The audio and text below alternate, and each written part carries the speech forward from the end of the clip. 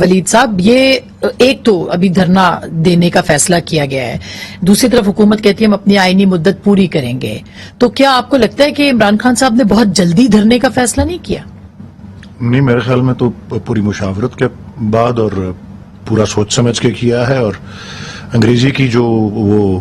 کہاوت ہوتی ہے strike when the iron is hot، کہ لوہا گرم ہو تو اس وقت جو ہے وہ اس پہ ضرب لگانا، کیونکہ اس کا اب آپ دیکھ لیں کہ رمضان کا مہینہ بھی تھا اور گرمی بھی آ رہی تھی، تو جس طرح سے اس مومنٹم کو بلڈ کیا ہے، یہ اس مومنٹم کی جو ایک منطقی انجام ہے یا لاجیکل کنکلوژن جو ہے وہ یہ وہی ہے۔ اور اس کے ساتھ ساتھ آپ کے سامنے جو ہے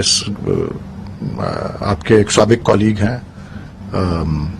نصرت جاوید صاحب، وہ تو کیا ایک روز دوسرے صفحے پہ اپنا کالم لکھتے ہیں نوائے وقت کے، تو وہ بھانمتی کا کنبا جسے کہتے ہیں، کہاں کی اینٹ کہاں کا روڑا، بھانمتی نے کنبا جوڑا۔ سو وہ ابھی یہ جو معاشی جو بحران جس کا سامنا ہوا ہے، یہ معیشت کے ایکسپرٹس جو ہیں، خصوصاً کچھ دن کافی زیادہ جو ٹیلی ویژن پہ آتے ہیں، وہ جو ڈاکٹر اشفاق حسن خان صاحب ہیں، انہوں نے ہمارے اعداد و شمار بتائے کہ large scale manufacturing, export, remittances, revenue collection وغیرہ، یہ کہ جی ایک ٹرین پٹڑی پہ چل رہی تھی، اب اس پہ اختلاف ہو سکتا ہے کہ وہ 70 یا 60 کلومیٹر فی گھنٹہ، یہ ان کے الفاظ ہیں، وہ تشبیہ وہ دے رہے تھے، 60-70 کلومیٹر فی گھنٹہ پہ چل رہی ہے یا 20-30 پہ چل رہی ہے، یہ لوگ کہیں گے 20-30 پہ چل رہی ہے، ہم کہیں گے 60-70 پہ چل رہی ہے، آپ شاید کہیں 40 پہ چل رہی ہے، چل تو رہی تھی، انہوں نے تو پٹڑی سے ہی اتار دیا۔ کیسے 1.5 مہینے میں کیسے فیصلہ ہو گیا؟ جو انہوں نے دیکھیں، بات ساری یہ ہے کہ ان کے پاس کوئی پلان ہی نہیں تھا، they had no plan، کوئی ہوم ورک، ایک مقصد تھا، وہ رежیم چینج تھا، اور کوئی پلان نہیں تھا۔ تو بہرحال جو یہ اب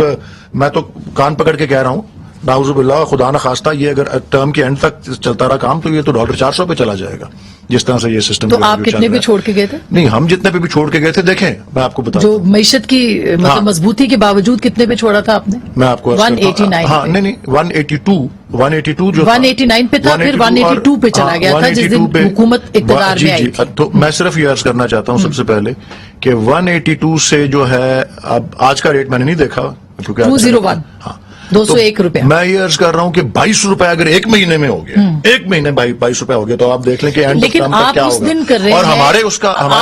ہمارے اس یہ جب ڈی اسٹیبلائز کرنے کا جب ٹائم ہے، اس کو آپ کاؤنٹ نہ کریں، کیونکہ وہ مصنوعی ہو جاتا ہے۔ جب انسرٹنٹی آتی ہے تو وہ ایک آخری 3-4 ہفتے، بالکل آپ صحیح کہہ رہے ہیں، انسرٹنٹی کی طرف بھی میں بات کر رہی ہوں کہ اگر عمران خان صاحب 25 کو یہاں آ جاتے ہیں اور IMF یہ کہتا ہے کہ آپ کے پاس تو غیر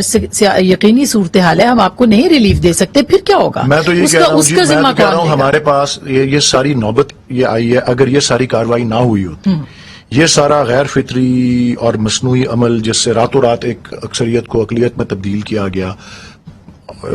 جس کسی کا بھی ایجنڈا تھا، میں ان کی جگہ پہ ہوتا، میں بھی پولیٹیکل ورکر ہوں، مجھے تو سوٹ کرتا تھا کہ میں ٹرم کے اینڈ تک ویٹ کر لیتا۔ جو میں الزام لگا رہا، اگر میں ان کی جگہ ہوتا، جو میں الزام لگا رہا تھا کہ نکمے ہیں، مہنگائی ہے، ووٹر انتقام لے لیتے، وہ تو سب کچھ بھول گئے ہیں ووٹر جو ہیں۔ اور یہ جو اور جس طرح سے یہ پھنس گئے ہیں، وہ خان صاحب نے ٹھیک کہا، آگے ان کے سمندر ہے اور پیچھے عمران خان، اور عمران خان کے پیچھے جو ہے عوام بھی ہے ساتھ۔